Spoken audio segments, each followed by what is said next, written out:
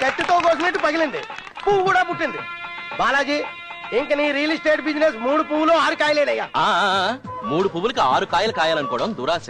3 పువ్వులకి 3 కాయలు కాస్తే చాలు. అబ్బా, ఏం తత్వం ఏం తత్వం. ఏడు ఎక్కడ చూసినా కొండలు గుట్టలు గోతులే తప్ప నేల ఎక్కడా కనపడడం లేదు, కాలు కుదురుగా ఉండడం లేదు. ఏడు విశాఖపట్నం నుంచి ఎక్కడికి వచ్చి పెట్టాడు రియల్ ఎస్టేట్ బిజినెస్? అసలు అది ఏమనుకుంటున్నారు? ఏంటి హైటెక్ సిటీ. 6 months లో ఈ ఏరియా అంతా గోల్డ్. రామా, ఏమిట్రా ఇదంతా ఊరుగాని ఊళ్ళో? చెప్తాగా, ఇదిగో ఇది నీ చేతి మీదుగా ఇవ్వు. ఏంటి బాబు డాక్యుమెంట్లా? నేను వ్యాపారానికి కొత్త అయినా నన్ను నమ్మి మీరు ఫైనాన్స్ చేసినందుకు మా అమ్మ చేతుల మీదుగా మీ అందరికి గిఫ్ట్ సైట్స్. అసలుకి వడ్డీలు ఎక్కడేస్తున్న ఈ రోజుల్లో గిఫ్ట్ సైట్లు ఇస్తున్న కస్టమర్ నేను ఒక్కనే చూశాను. అమ్మా, కుబేరుడు లాంటి కొడుకుని అన్నావు. చూడు బావా, ఈ రియల్ ఎస్టేట్ లో నీకేం అనుభవం ఉంది? ఏదైనా ఉద్యోగం చూసుకోరాదు? రాని ఉద్యోగం కోసం ఎదురు చూస్తూ నిరుద్యోగిగా ఉండడం కంటే 10 మంది నిరుద్యోగులకు ఉద్యోగం ఇచ్చే ఈ వ్యాపారం బెటర్. చూస్తూ ఉండు, మా అమ్మ పేరుతో పెట్టిన ఈ రియల్ ఎస్టేట్ త్వరలో ఒక తాజ్ మహల్ అవుతుంది, ఒక బృందావన్ గార్డెన్ అవుతుంది, ఒక రామోజీ ఫిల్మ్ సిటీ అవుతుంది.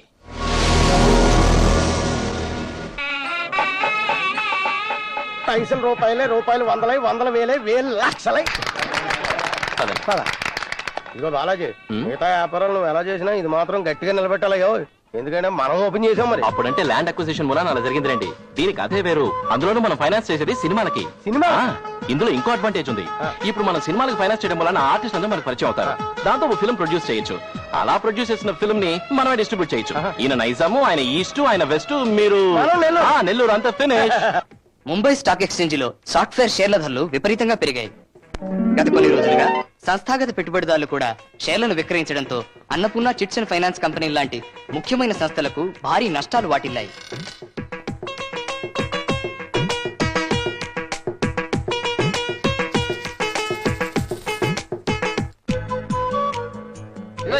చెప్పులు మరిగిపోయినాయి. ఇంకా ఎన్నాళ్ళ చుట్టూ తిరగాలయ్యా? ప్లీజ్, మీ డబ్బు నా దగ్గర ఉంటే రిజర్వ్ బ్యాంక్ లో ఉన్నట్టే. అబ్బో, మీ బాకీ అనా పైసలతో సహా తీర్చేస్తాను. అయినా నేను డబ్బు ఎగ్గొట్టే వాళ్ళ కనపడుతున్నానా? కోట్లు ఎగ్గొట్టేవాడు కూడా ఎగ్గొట్టేవాళ్ళు కనపడ్డాయా? ఏంటయ్యా వినాయకుడి బిల్లు ఎప్పుడంటే రేపైనట్టు ఎన్ని వాయిదాలు వేస్తావయ్యా? నేను మీ డబ్బు దుబారా చేయలేదు.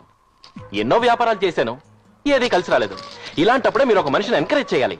ఇప్పుడు వెంకటేశ్వర స్వామికి కుబేరుడు అప్పిచ్చాడు. ఇప్పటి వరకు వెంకటేశ్వర స్వామి వడ్డీ కడుతున్నాడే కానీ అసలు కట్టాడా? లేదు. అలాగే ఇచ్చేవాడికి పుచ్చుకునేవాడికి మధ్య ఆ మాత్రం రన్నింగ్ రిలేషన్షిప్ మెయింటైన్ అవ్వాలండి. ఏడు బాబు, జోకులేడానికి నీకు మాకన్నా ఎదవలు దొరకలేదా? జోక్ కాదు, ఈ బోట్ క్లబ్ ని నేను లీజుకి తీసుకుందాం అనుకుంటున్నాను. అందుకని ఆఖరిసారిగా 5 లక్షలు పెట్టుబడి పెడితే ఇంకా మేము పెట్టుబడులు గిట్టుబడులు పెట్టలేము. అసలు ఇప్పటికే మా సిండికేట్ సిల్లడిపోయింది. మా డబ్బులు మాకు పడే. అది కాదండి, ఇంకేం చెప్పొద్దు. ఏంటండి మనుషులు అలా ఊరికే నిలదీస్తారు? మర్యాద లేదా? ఇప్పటి వరకు మీకు ఎంత వడ్డీ కట్టారు? అసలు ఉన్న పళంగా డబ్బు తెచ్చామంటే ఎక్కడి నుంచి కడతారు? అడిగిన పళంగా మేము డబ్బులు ఇవ్వలేదా? అసలు ఇవ్వనంటే ఏంటి ఈ ఐడియా కూడా ఉందా నీకు? బావా, ఏంటి నువ్వు కూడా చెప్పు, వాళ్ళకి తర్వాత కడతానని. ఏంటి ఏం చెప్తాడు? చెప్తే మేము ఊరుకుంటా? ఊరుకోకేం చేస్తారు? నేను చెప్తాను కదా సుజీ, ఇది ఆడవాళ్ళు మాట్లాడే మ్యాటర్ కాదు. నువ్వు కాలేజీకి పద. అది కాదు బావా. అది కాదని నాకు తెలుసు. నువ్వు పద, కాలేజీకి టైం అయింది, పద. చూడండి సిండికేట్, రేపు సాయంత్రం 6 గంటల 1 నిమిషానికల్లా మీ బాకీ మొత్తం తీర్చేస్తాను. ఈ మాట చాలా సార్లు చెప్పావులే. ఇదే ఆఖరిసారి. డబ్బు తీసుకోవడానికి మేము ఎక్కడ రావాలి? ప్రపంచం చివరికి రావాలి. అది ఎక్కడ ఉంది బాబు? సముద్రం ఒడ్డున, సీ షోర్.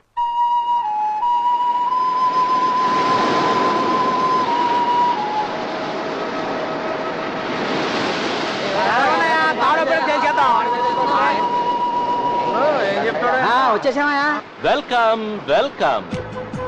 తెలుగు వాళ్ళు కూడా టైం కీపప్ చేయగలరని మీరు నిరూపించినందుకు మీ అందరికీ జోహార్. అసలు విషయం తెలుసు, క్యాష్ క్యాష్. ఇప్పుడు ఆ ప్రోగ్రామే మొదలు పెడదాం. ఈ లిస్ట్ లో ఎవరెవరికి ఎంత ఇవ్వాలో రాసి పెట్టుంచాను. మీ పేరు, మీకు ఇవ్వాల్సిన బాకీ చదువుతాను. వచ్చిన వాళ్ళు వచ్చినట్టు ప్రెసెంట్ చెప్తే చాలు. సవటం సాంబయ్య ప్రజెంట్ అయ్యో 12,000. పరకాల శేషావతారం వచ్చానండి 13,000. దాసరి పెరుమాళ్ వచ్చులా 25,000. మనవాళ్ళ ఆచారి ఉన్నానండి 62,000. చారు మస్తాన్ హాజీ 34,000. కుటి చాతాన్ 25,000. ఏంటయ్యా మీలో మీరు అటెండెన్స్ చేసుకుంటున్నారేంటి? మేదిరి బాకీ ఇవ్వండి. నా పేరు చెప్పరంటే ఏమయ్యా పెద్ద మనిషి? మేదిరిగా లోన్ ఇచ్చిన నేను నా పేరు మీద ఉండాలా అక్కర్లేదా? మేజర్ అమౌంట్ మీరు ఇచ్చినప్పుడు లేట్ గా వస్తే ఎలా అండి? ఇదిగో చూడండి, మీ అమౌంట్ స్పెషల్ గా రెడ్ ఇంక్ తో రాశాను. 2,76,9 రూపాయలు. పేపర్ మీద లెక్కలు సరేనయ్యా, జేబులో పిక్కల్ది. ఇప్పుడు మీ అందరికి టోటల్ గా అంతా కలిపి ఇవ్వాల్సిన అమౌంట్ 9,90,300 రూపాయలు. శబాష్. కాకపోతే కొంచెం అమౌంట్ తక్కువైంది. చిన్న చిత్క తక్కువ సర్దుకున్నాలే. ఇదిగో 10వ పరకం తక్కువ అయితే కంగారు పడిపోకనే. ఏమాత్రం తక్కువ ఉందయ్యా? సింపుల్, 9,90,300 రూపాయలు. ఆ? ఏటిది అలా కొడవా శ్రీకాకుళమా? ముందా జేబులో తీవయ్యా. తీకండి, జేబులోంచి తీకండి. ఏటిది ఇది? ఎలకల మందు ఆ, ఏ టైంలో తాగాల్సి వస్తుందో అని జేబులో పెట్టుకున్నాను. అయ్యి బాబాయ్ ఇసమా.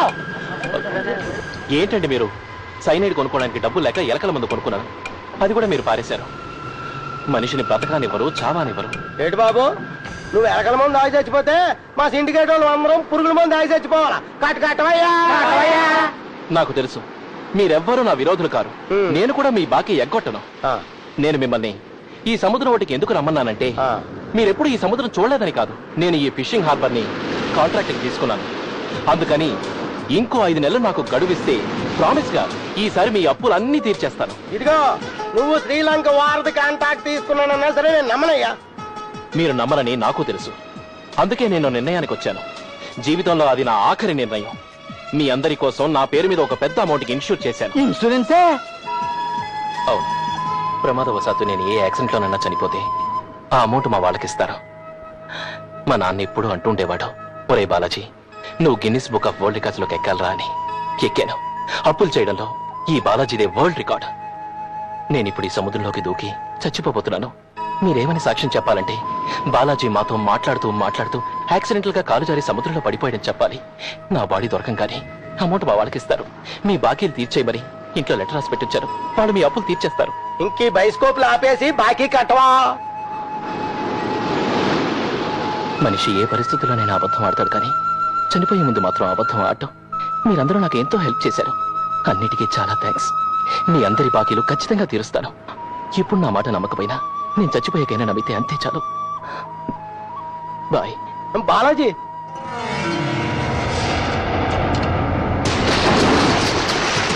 బాలాజీ.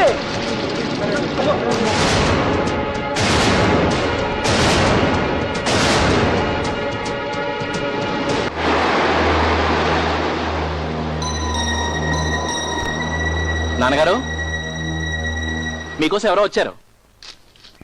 పేపర్లు దిద్దుతున్నారు, వచ్చేస్తారు. ఆయన పేపర్లు దిద్దేటప్పుడు దేవుడు పిలిచినా కూడా డిస్టర్బ్ అవరు. నా కోసం వస్తున్నారు. అదిగో వచ్చేసారు. ఏమిటి నాతో మీకేం పని? మేము మీకోసం రాలేదండి, మీ అబ్బాయి కోసం వచ్చాం. మరి నా కోసం వచ్చారన్నా? వచ్చింది నా కోసమే నాన్న. పనిలో పని మిమ్మల్ని కూడా చూపిద్దామని పిలిచాను. ఏమిట్రా, నేనేమన్నా కోతులు ఆడించేవాడి చేతిలో పెంపుడు కోతనా? తాండిపోయే వాళ్ళందరినీ పిలిచి చూపించడానికి. చెప్ప. అది మనం నెల్లూరులో రొయ్యల వ్యాపారం పెట్టాం కదా. మనం కాదు, నువ్వు. నేనే, కానీ నాకు అప్పిచ్చింది వీళ్ళే. అది నష్టం వచ్చింది. వడ్డీతో సహా బాకీ 65,000 కట్టాలి. మొన్న 6వ తారీఖున ఇస్తాను, మళ్ళీ 10వ తారీఖున ఇస్తాను, ఫైనల్ గా 15th ఇస్తాను. ఇవ్వలేకపోయాను. దాంతో వీళ్ళకి నా మాట మీద పూర్తిగా నమ్మకం పోయింది.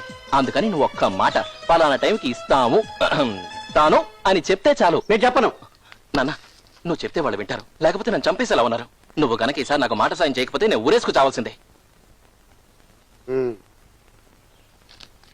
చూడండి, మా నాన్న టైం చెప్పకుండా అలా లోపలికి వెళ్తున్నాడు అంటే గ్యారంటీగా డబ్బుతోనే వస్తాడు. నాన్న, డబ్బు తెచ్చావా?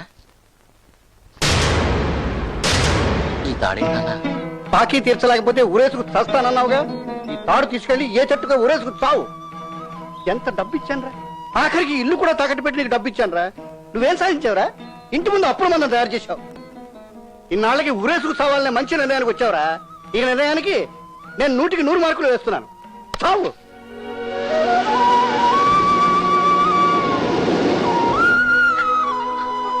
ఏమే సరోజనమ్మా? ఏమిటండి? ఏడే నీ పుత్రరత్నం? ఇంటి పట్టున ఉండడా? కొండలకి వెంట్రుకలు ముడివేస్తూనే ఉంటాడా? ఏదో వాడి తంటాలు వాడు పడుతున్నాడు. ఏమిటండి మీరు కూడాను వాడిని ఎప్పుడూ శత్రువులా? మామయ్య, ఏంట్రా నువ్వు మీ నాన్నలాగా జడుచుకుంటాను? అందుకే మా అమ్మ అంటే మనకి చాలా ఇష్టం. ఎప్పుడు మన పార్టీ. ఇదిగో, ఈ రోజు కావాల్సిన వెజిటబుల్స్, ఈ వారానికి కావాల్సిన రేషన్. ఏమిట్రా ఈ నీ శ్వాసన? అవ్వా, నీటైన మాస్టారింటికి నీచు తెస్తానా? పొద్దున్నుంచి ఫిషింగ్ హార్బర్ లో 10 బస్తాలు రొయ్యలు మోసాం. దాని ఫలితమే సంచిలో ఈ రేషన్, ఒంటి మీద ఈ వాసన్. ముందు నువ్వు కానివరా. నా చేతో తినమ్మా. అబ్బా తినరా. ఏంటమ్మా, ఇన్నాళ్ళు నీ చేతో పెట్టావు. ఇది నా మొదటి సంపాదన, నువ్వు తినాల్సిందే. ఏంట్రా అలా ఉన్నావు? నిన్ను అందలా లెక్కించాలని, పెద్ద పెద్ద బంగాళాలో ఉంచాలని ఏదేదో అనుకున్నాను. కానీ ఏదీ జరగలేదు. నేను కావాలని అడిగాను రావని నేను నీకు అప్పులు వాళ్ళ బెడ తప్పితే అదే 10,000. నా పెడదలు తప్పడానికి నేను ఒక గొప్ప ప్లాన్ వేశానమ్మా. ఇక నుంచి నేను ఫ్రీ. ఏమిట్రా అది? అది తెలియాల్సినప్పుడు తెలుస్తుంది. కానీ నువ్వు కోపం తెచ్చుకోకూడదు. బాలాజీ ఉత్త అమాయకుడు అని అనుకోవాలి. ఒకవేళ నాన్నగారికి కోపం వచ్చినా ఆయన కోపం తగ్గిపోయిన తర్వాత బాలాజీ ఉత్తి అమాయకుడండి, ఏ దురుద్దేశంతోనూ చేయలేదు, ఏ దిక్కు తోచక చేసాడు అని సర్ది చెప్పాలి. సరేనా?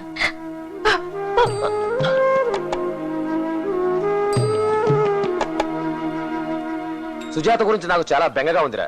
తన బతుకు ఏమైపోతుందో ఏమోనన్న భయంతో రాత్రులు నాకు నిద్ర కూడా పట్టడం లేదు తెలుసా. ఏమైంది మావయ్య? ఇంకా ఏం కావాలి? వరుసగా మరదలై పుట్టిన పాపానికి నిన్ను తప్ప మరి ఇంకెవరిని కట్టుకోనని మంకు పట్టు కూర్చుంది. ఓ పని చేయి మావయ్య, సుజాతకి ఏదైనా బయట సంబంధం చూడు. మంచివాడు, నీకు నచ్చిన వాడైతే పెళ్లి చేసేద్దాం. నాన్న నేను చాలా సార్లు చెప్పు చూసాం, అది ఒప్పుకోవడం లేదు. ఇందులో తన తప్పే ఉంది బావా. చిన్నప్పటి నుంచి మొగుడు పిల్లల వరసలు పెంచింది మీరు. అదే బంధంతో మేము పెరిగాం. ఒక్కసారిగా తెంచుకోవాలంటే తనకే కష్టం కదా. ఏమైనా సరే సుజాతని పెళ్లి కొప్పించే బాధ్యత నాది. కాంగ్రెస్ పార్టీ సోనియా గాంధీ, రాజీవ్ గాంధీ, రాహుల్ గాంధీ, మనోహర్ గాంధీ, మనోహర్ గాంధీ, బావా ఇలా రా. Priyanka Gandhi, hi Suji, how are you? ఏంటి గాంధీ గాంధీ అని కేకలేంటి? వ్యాపారాలన్నీ అయిపోయాయి, ఇప్పుడు పాలిటిక్స్ లో దిగావా? నా మొహం. పొలిటికల్ పార్టీలో దూరితే అప్పుల నుంచి తప్పించుకోవచ్చు, అందుకే ఈ టెక్నిక్ వాడాను.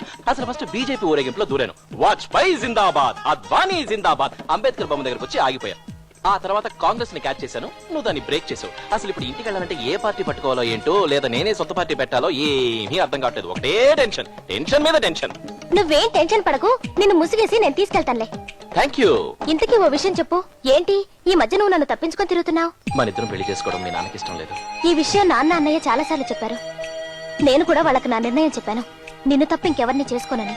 చూడు సుజీ, మీ నాన్న చెప్పిన దాంట్లో కూడా న్యాయం ఉంది. నాలాంటి వాడికి తన కూతురు నుంచి పెళ్లి చేయడానికి ఏదంటే ఒప్పుకుంటాడు చెప్పు? పీకల దాకా అప్పులు, చేతిలో చెల్లిగా వాస్తు లేదు, సంపాదిస్తానన్న నమ్మకం లేదు. సుడిగాలికి నడివీధులు ఎగురుతున్న చిత్తుకాయితం లాంటి జీవితం నాది. నాలాంటి వాడిని పెళ్లి చేసుకుని ఏం సుఖపడతావు చెప్పు? ఇంతకీ నువ్వు అనేదేంటి? మీ నాన్నకు నచ్చిన వాడిని, మంచివాడిని చూసి పెళ్లి చేసుకుంటే నాకు తృప్తిగా ఉంటుంది. చూడు బావా, ఎవరెన్ని చెప్పినా నిన్ను తప్ప ఇంకో వ్యక్తిని నా జీవితంలో భర్తగా ఊహించుకోలేను. It's my life decision. చూడు, అన్ని మనం అనుకుంటే జరగవు. మనకిష్టమైనవి దొరకనప్పుడు దొరికిందాన్ని ఇష్టం చేసుకోవడమే లైఫ్ ఫార్ములా. తెలుగుదేశం పార్టీ ఇంకో పార్టీ వచ్చేసింది, నేను వెళ్ళాలి. బాగా ఆలోచించు. జై చంద్రబాబు నాయుడుకి, తెలుగు దేశానికి, అలాగే అలాగే. చంద్రబాబు నాయుడుకి జిందాబాద్. చంద్రబాబు నాయుడు, చంద్రబాబు నాయుడు, చంద్రబాబు నాయుడు,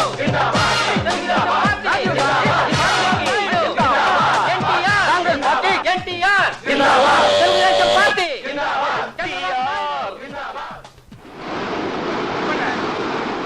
మాస్టర్ ఇంటికి తీసుకెళ్ళండి. మా వాళ్ళు సెర్చింగ్ ఆపేశారు. బాడీ ఎక్కడుందో తెలియలేదు. త్వరగానే మేము ఇన్ఫార్మ్ చేస్తాం. తీసుకెళ్ళండి. ఇన్స్పెక్టర్